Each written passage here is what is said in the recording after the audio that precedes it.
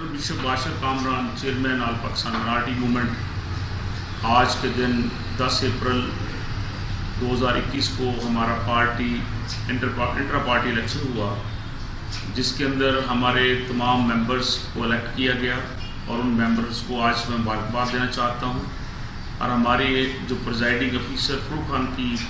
سربراہی میں ہمارے پارٹی الیکشن آج کے دن ہوا گیا، اور ان سب کو آج دل کی گہرائیوں سے مبارکباد پیش کرنا چاہتا ہوں۔ اور وہ جو لسٹ جو ہے ہمارے جو ممبران جو الیکٹ ہوئے، ان کو آج میں اس پلیٹ فارم پر نامینیشن جو الیکشن کی جو لسٹ ہے وہ آج میں بتانا چاہتا ہوں۔ پہلے نمبر پر چیئرمین کے طور پر میں الیکٹ ہوا، اور ہمارے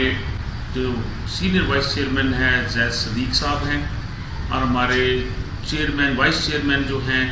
وہ ایڈوکیٹ یوسف دولت صاحب ہیں، اور ہمارے جنرل سیکرٹری جو فیڈرل کے ہیں وہ ہیں زہد خان صاحب، اور ہمارے جوائنٹ سیکرٹری جو ہیں وہ ہماری آسیہ گل ہیں،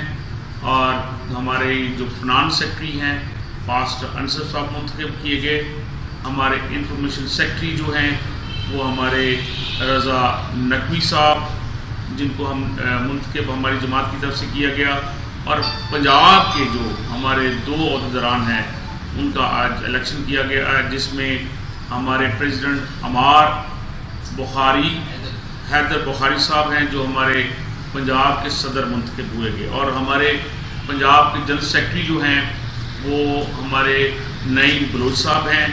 آج میں ان سب ممبرز کو جو الیکٹ ہوئے ہیں ان کی عطا گرائیوں سے مبارکباد پیش کرتا ہوں، اور امید کرتا ہوں کہ یہ جماعت میں رہ کر تمام